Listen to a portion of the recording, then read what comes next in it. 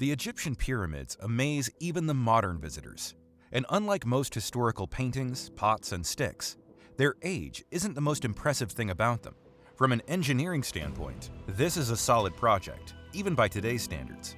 According to analysts, it would cost from $3 to $12 billion to build the Great Pyramids of Giza today. That's a cost of a modern airport.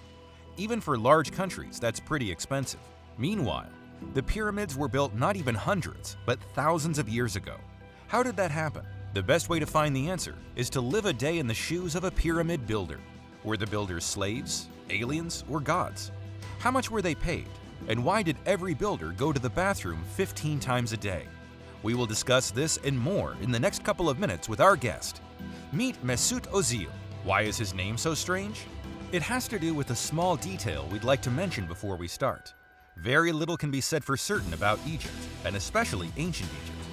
We are talking about everything from history to pronunciation of their language.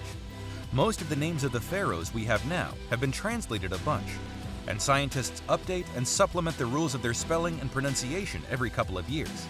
As you might know, deciphering Egyptian writing is difficult. Till this day, historians can't even tell the dates of each pharaoh's reign, so we can only speculate about the laws, everyday life, and other details.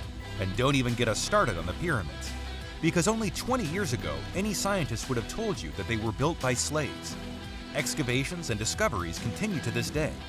Often, they radically change the idea of ancient Egypt. So in this video, it is difficult to paint the details. What we will do in the next few minutes is focus on the concrete facts. So our man of the hour, Mesut, is standing in the middle of Giza, where for the past 20 years the construction of the Great Pyramid is on its way. It's around 2570 BC, and our Mesut is wearing a simple apron covering only the bottom of his body. Clothes are a rare topic that we are certain about, because all Egyptians wore the same thing, and fashion rarely changed. A white apron, possibly a bandage on top, and perhaps a kind of choker necklace called an usek. Some painted their aprons red, green, or blue. A little later, they added yellow and brown to the collection, but most preferred it white. Fun fact, blue was the color of mourning in Egypt, and they didn't use black at all. But that's beside the point. Coming back to Ozil, he is dragging another block for the pyramid in 35 degrees heat, and the last thing on his mind is fashion. The last thing we'll say about it is that the fabrics the Egyptians wore were called the child's breath because of their airiness and lightness. This allowed them to work in such heat, and you can imagine how much work there was. The Great Pyramid of Giza is made out of about 2 million stone blocks, each weighing about 2 tons. And on top of that, each of them needs to be secured with a solution, polished and leveled. Not an easy task. Because of this, ancient sources often overestimate the number of workers required. For example, the famous Herodotus, who personally witnessed the pyramid 2,000 years after its construction, wrote that 100,000 people constantly worked on it. In reality, everything is much less grand. Our Mesut is an ordinary low-tier builder from a team called Friends of Khufu and a Za called Right Side.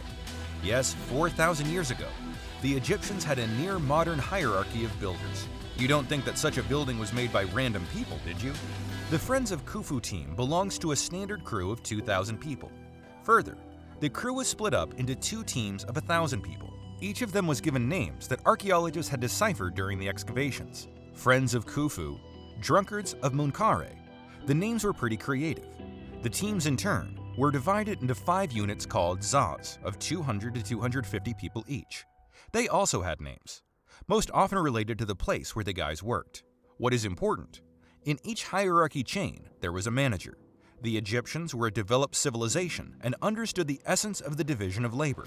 Excavations in 1990 found a bunch of graves of managers, which had their position on them. There were stonemason leaders, responsible for each side of the pyramid, draftsmen, and a bunch of other small executives, which in itself is amazing for 4,000 years ago. Our Ozil Za is called Right Side, for they worked on the right side of the pyramid.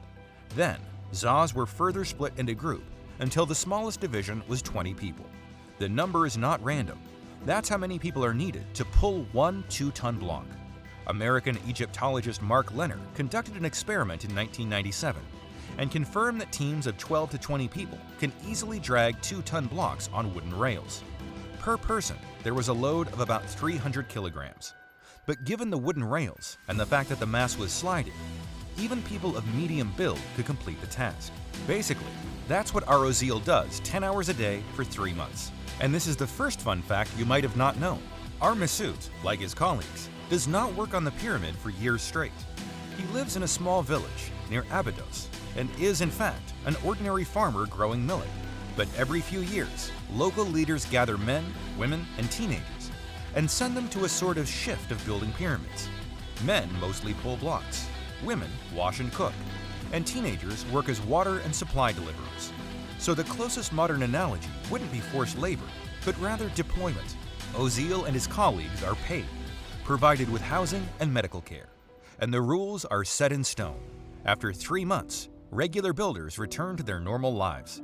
Plasterers, draftsmen, and managers could work longer, but specifically our Mesut would return to Abydos in 3 months, and possibly even with some extra cash. Well, not exactly cash, since in ancient Egypt there was no money. It simply hadn't been invented yet. In the age of natural exchange, salaries were given in grain, which residents exchanged for the goods in numerous markets. Even the top managers of the pyramids, whom we've mentioned, received a salary in grain, just in larger quantities than our Mesut. On top of that, every day our friend was given about 3 to 5 liters of beer, 5 barley tortillas, and some greenery. Once every couple of days, he received half a kilo of lamb meat, and on holidays, some wine. By the way, beer in Egypt was not beer as we know it today. Imagine a very dense fermented beverage, perfect to rid you of thirst in the heat and give you a sense of fullness. Egyptians loved beer, and given its richness, often considered it a substitute for regular food. As a result, the guys used the bathroom a lot, and going home, Mesut will get some grain, enough to provide himself with clothes and food until the farm at home begins to generate income again. As you can see, Ozil is not starving, and it is foolish to assume that people who carried heavy blocks all day could do it on an empty stomach. If that were the case, they would be dropping like flies, and the pharaohs would have to spend a lot more resources transporting new workers. It is also pretty foolish to consider them slaves. Fortunately, this myth was finally debunked in 1990.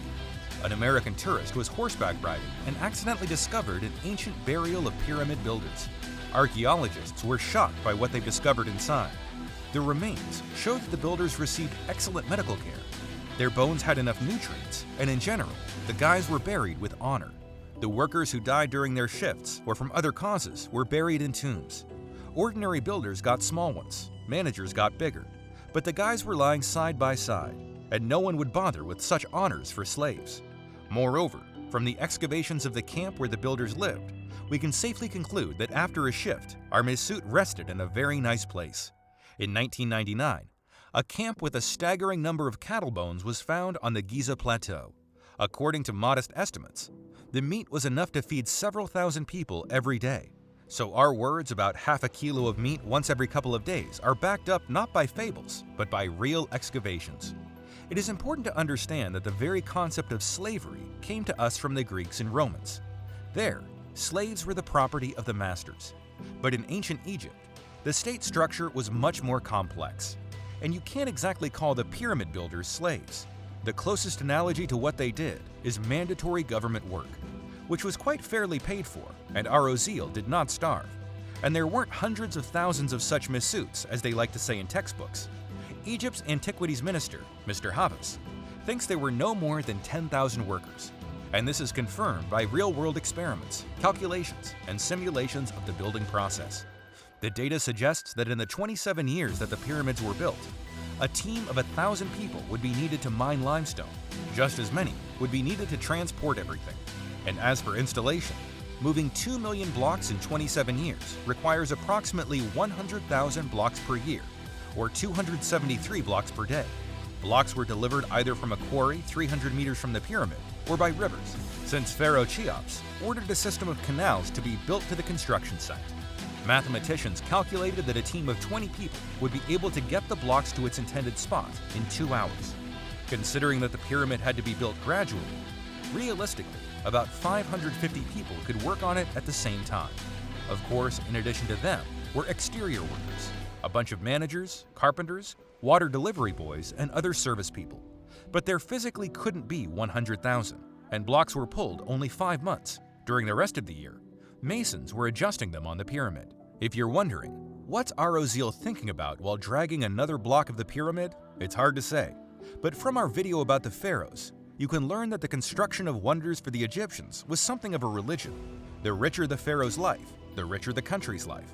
And the greater the buildings he builds, the more bonuses await Mesut in the afterlife. So we could speculate that he perceived a 3-month shift at the pyramids as boring and difficult, but a sort of business trip. Yes, given the times, there were many accidents on the job, but in those days, it was possible to die from drinking water that stood in the sun for too long. While for their work, builders received excellent medical care, food, and a roof over their heads. We don't want to glorify this work in the heat under harshest conditions, but the times were rough regardless. Still, our Mesut, together with Khufu, played an important role in the history of the monument, which stands to this day. That's all we got today, but we'd be happy to talk more about Egypt. Customs, clothings, and traditions did not fit in this video. Let us know in the comments if you would like to see more videos on this topic. See you later, friends!